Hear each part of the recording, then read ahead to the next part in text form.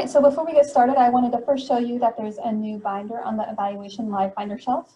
It includes a lot of new resources, including some step-by-step guides that will help you do various things on the new website, and as well as help you troubleshoot any potential problems that could come up. We have a frequently asked questions page that you might want to look at. It includes a lot of information such as how you log into PBSES. I'll let you know that you're going to be using the same credentials that you've always used to access the website. And the only thing that is going to be different is the URL has actually changed. So if you have bookmarked the URL in some location and you try accessing the site from that bookmark, it will not work. So go ahead and delete any existing bookmarks, and you can access PBSES from our project homepage down here. We also have some additional changes to the new system that I'm going to be going over step by step in a little bit. When entering data, you are not going to have the ability to start an entry for an evaluation measure and come back later to complete it. You're going to have to enter any kind of evaluation measure in one step. There's one exception, and that is the PBIS walkthrough, where you can enter all of the walkthrough data, save your entry, and then you're able to come back later to upload the walkthrough images that are associated with it. But for all other measures, you're going to have to complete those evaluations in one sitting. However, you will have the opportunity to monitor how much time you have left in a session. So the system will log you out after 30 inactive minutes. However, this will reset whenever you're active with the site. And this site can help you look at this.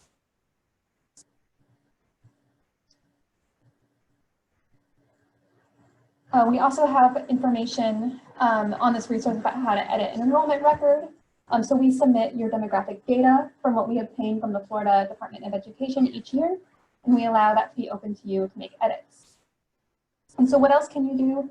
As a school level user in our system, you're going to be able to view and update your school profile. You can enter evaluation data for any of the forms during the period for which they're open, and that includes baseline data. You will be able to view all of your historical data. So anything that you've entered in the old system will also be available and viewable in the new system. And you're also going to have the ability to view school data reports. Also included in this live binder are potential resources to help you with any kind of technical difficulties you experience, such as logging into PBSES, the system displaying incorrect information, and other error messages that you might see. So if you do experience technical difficulties, I'd encourage you to take a look at that resource to help you troubleshoot some of those problems. And finally, we have a lot of guides for using the profile that were created just for the school level users. So these guides include, step-by-step processes for you to help you enter data, to update school profile, and viewing historical records. We also have a new resource here just on the mid-year 1 cycle, which we are currently in, and that runs through December 1st of this year. So if you have any kind of questions specific to mid-year 1, you might take a look at this resource to show you all of the data that you can enter and updates that you can make right now. All right, and I'm going to be going through each of these functions on the website in a couple minutes. I just wanted to highlight that these resources are available to you, and you can access them following today's orientation. So there's not a need to take extensive notes and copying down everything I'm saying, because I'm going to go over these functions, but these additional resources will remain available. All right, so now I think we're ready to jump into the new PBSES website. So from the homepage, again, on the Florida PBS project, you can click on evaluation right here, and it will bring you to our login page. Make sure you enter your ID and your password that you've always used, credentials with the old system, and then you can log in. All right, so this is the homepage. And we're using a fictitious demonstration school today. During this demonstration, you can see that my school name is Demo P, and I'm part of Demo District. Any of the data, again, this is fictitious, so any data that you see will be fake. This is just for demonstration purposes. The first thing I'm going to show you is how to update your school's profile. So to do this, go on the Administration tab on this blue ribbon and go to Manage School and then Update School Profile. Here you'll see information such as your school's name, ID, password for the system, as well as other contact information. And you're able to go ahead and make those updates right here on the website. So right there. All right, so the next thing you might be interested in is baseline data. And if you have baseline data for your school.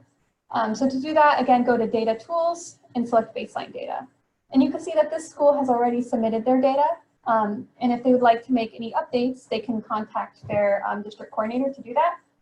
However, if you do not have baseline data associated with your school, then by going to this location, you will be brought to a data form where you can actually just make those updates right there and submit those data. For other evaluation measures, you will also go to enter data for other measures. You'll go to Data Tools and select School Data. And that will show you all of the measures that are available to you. You will see open measures at the top. And right now, at this point in our school year, there's only one measure that's open and available, and that is the Fall PBIS Implementation Checklist, or PIC. So it opened, you can see, on October 13th, and it closes on December 1st. You can also see that you last completed a fall PIC on the 19th, or on the 27th, sorry, of November, and you can actually view that data submission if you'd like. And you can see what you entered during the previous year. You scored a 24 out of 90. You can also see that it says pending submission right here, and that really means that the measure is available and open for data entry. So I'm going to go ahead and enter that PIC for my demonstration school. So here's what you'll see when you go into the PIC form. The first thing that you might notice is this text box right here for the person entering data. And that's the person, again, the person who's submitting data. And this is slightly different from what you've seen in previous years, in which you saw a drop-down list of coaches or points of contact. So we're no longer collecting this information. Right now, we're just interested in who is online submitting this PIC for this school. And then you can start entering your PIC information. And obviously, you're not going to just go through and enter random numbers. You would have gone with together with your school team, and you discussed all of these items. And you decided what you're going to answer together as a team, and now you're here entering the data and submitting. And I purposely left one blank. I'm going to show you what happens if you try to submit an incomplete PIC. It won't let me, and it will highlight the missing information in red. So you can go ahead and select your response, and then you can submit your PIC, and it will bring you to this data submission page. So now you can see that my PIC was last completed today on October 29th. And if I go to history, I can view today's submission. So that's what I just sent. You can also on this page print a submission, or you can save it as a PDF here. So the other measures you will notice are not available yet, and they're in this unavailable or closed measures section. However, you can use this page to look at historical information as well as to view the open and closed periods. So you can plan out when you'll be able to come back into the system to enter those data. We're going to be continuing to create some resources and some actual demonstrations later in the year for all the various forms. So I'm going to encourage you to continue coming back to that live Finder page I showed you at the beginning to see what new resources are available. Right now I'm going to give you just a sneak peek at some of these other resources. So these are going to look a little bit different than what you will see during data entry, but you will notice that the outcome data summary, I think, is one that has changed the most. The layout is a little bit different than what you're used to. So we'll be going over some demonstrations, but just letting you know that that form is going to look a little bit different. You're also going to notice that the TFI is divided into Tier 2 and Tier 3. Instead of one TFI, we've divided it into tiers because we were noticing that folks were entering only one of them sometimes in previous years. So they're now that have that option of entering them separately. However, both the Tier 2 and the Tier 3 TFI are going to be required for model school eligibility. All right, so you can notice that you can look at some of the data history right here on this data entry page, but we also have a history page over here, which includes demographics, where you can look at your demographic history over the past years, as well as history for other data submissions. And on this page, you're going to be prompted to select a specific form to view its history. So right now, in this part of the evaluation cycle, I might really be interested in my submission for the outcome data summary from last year. Because in the mid-year cycle, you have through December 1st to submit any updates to that, to those data. And I can see that I did submit an outcome data summary in the 2018-19 school year. I'm able to view that submission right here. And if I notice that I want to make any updates to those data, I still have some time. And to make updates, again, you're going to go back to the Live Finder over here. Instead of the support resources, you'll go to the mid-year 1 folder, and you'll have the option of downloading an outcome data summary, a template, either with or without equity. And that's how you can submit any updates to your data from last year. You'll just go through here and you'll fill out all of your data, and you're required to use this template because it has some features built in to make sure that you're not entering data that is impossible given the enrollment for the different subgroups. So that's right there. And you would save that and you would send it to your district coordinator, who would then work with our team to make sure that it's uploaded into the system. So I just wanted to point out that that's still an opportunity. You can use this new website to monitor your submission and then go into the Live Finder to actually provide those data, updated data to our team. All right, so that was a lot of information in a very short amount of time. So I'm going to pause to see if there were any questions that came up before we go into the report section of the website.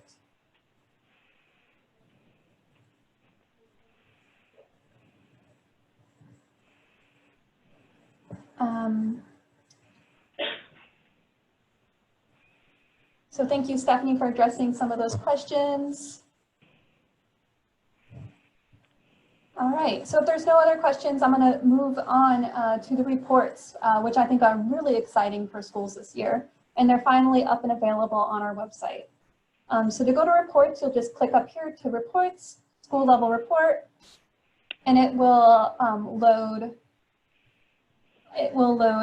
the data for the school that I'm signed into, Demo P.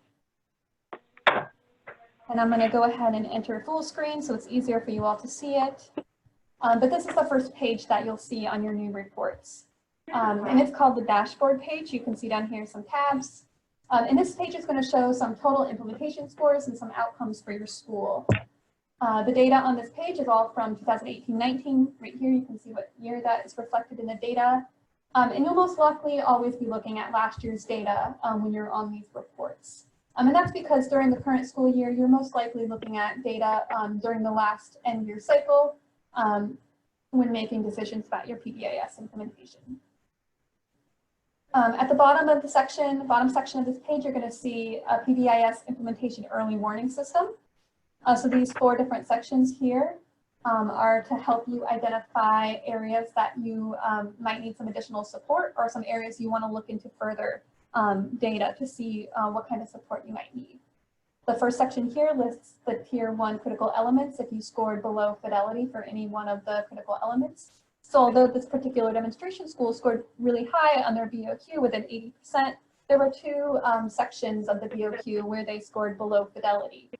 So they might want to place additional focus on those items, such as creating lesson plans for teaching school-wide expectations and rules, and also for developing effective procedures to deal with discipline. The next section here will let you know if your school experienced any recent increases in your office referral, in-school suspension, or out-of-school suspension rate. You can see the school did experience some increases.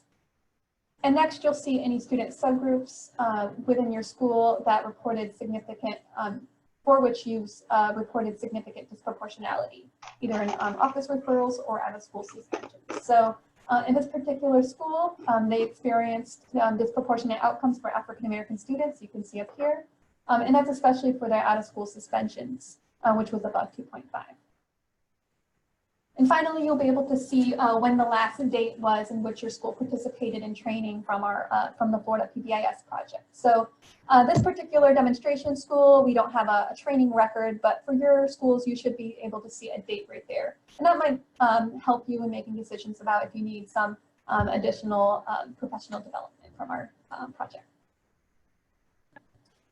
All right, so the next 4 pages I'm going to go through down here are going to provide some more in-depth information about your school's evaluation data. So this is kind of a quick overview, but then you can dive deeper into your data by going to these other, visiting these other report pages. For the checklist that you guys are using, the special chart. Oh, okay, I want you to put that in your backpack and come here. Let's do some talking. All right, so we have, it sounds like we have some background noise. Can you please make sure that you're on mute? All right. Okay, so the next page is the implementation page, and it shows you information for the PBIS implementation checklist, the BOQ, and TFI for your school. And that includes total scores and subscale scores over time. So this particular demonstration school actually doesn't have a lot of data here for some of the evaluation measures. I think that's because I have 2019-20 selected. So if I go over here and select other school years, it will display that information. So that looks a lot better. Again, 19-20, we haven't submitted those data yet. So it's only, you probably want to look at some of the previous years. So you can see, again, the PIC scores, as well as the critical element scores. You'll be able to see BOQ scores over time and specific critical elements. You can also go into focus mode for any of these figures right here if you want to look at it more closely. So I just clicked that. I'll show you again. Just click this little box and it brings me into focus mode. And on this page, I can go ahead and I can print this page, or I can do some other stuff. Another thing you can do is if you right click, you can look at the show data right here. And it will bring you into focus mode, and it will actually show you a little table that has actual data for your school across the years if you're interested in that. So it's a couple features, and you can do that for any one of these figures, and most of the figures represented across the report pages. All right, so the next is the walkthrough. So this is going to look a little bit different for your school. Obviously, you can see that this particular school is missing some data down here, but on this page, you're going to be able to look at your walkthrough scores over time, as well as subscale scores over time, if you have a walkthrough for that year. You'll also be able to see the number of classrooms, students, and staff who responded positively to the sections 5 through 7 of the walkthrough. And again, you can look at this information for multiple years or for a specific school year. All right, and then on the outcomes page, it allows you to look at examine student discipline outcomes for your school over time, and it has some features that allow you to compare PBIS implementation to student outcomes. So this first visual at the top of the page, you can actually select which outcome type you want to look at, and you can look at office referrals, in-school suspensions, or out-of-school suspensions. And you can also look at these outcomes with a per 100 student rate, or a absolute count. So right now this is showing you office discipline referrals per 100 students, but you might want to look at out-of-school suspensions. And you might want to look at the count. So you can make those updates there. And this particular graph is graphing these benchmarks quality scores up here and comparing that to your outcome that you have selected. You can also just look at out of the referrals, in-school suspensions, and out-of-school suspensions over time with that per 100 rate.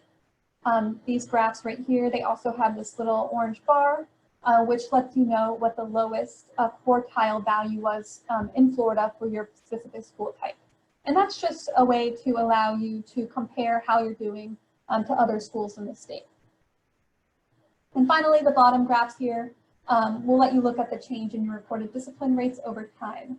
So you can see this particular school, they had some decreases in their rate previously, but this year they experienced increases in all of their discipline outcomes.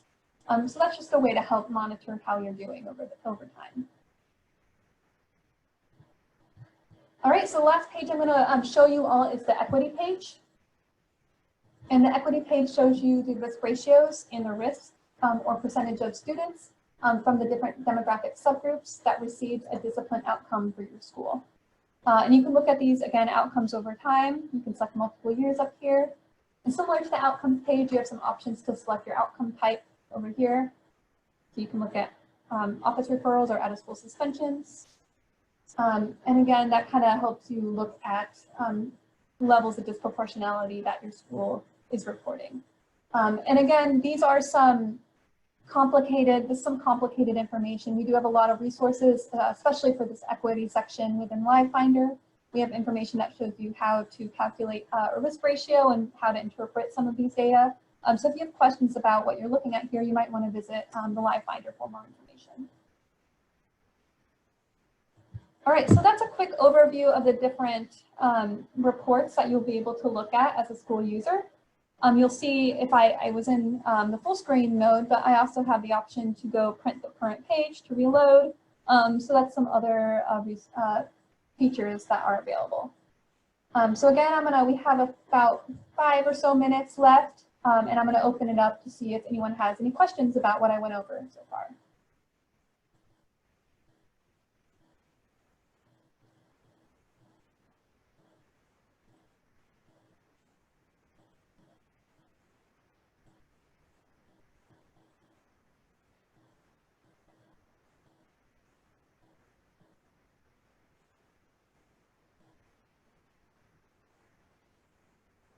All right, so it sounds like there aren't any questions. We appreciate you all being here today. I'm going to encourage you to continue exploring the new website, and especially those data reports. They have a lot of information that I couldn't really go couldn't dive deep into at the current moment. I also encourage you again to check out the LiveFinder resources, where we're constantly updating and continuing to put in new information to help you navigate the website and interpret these reports.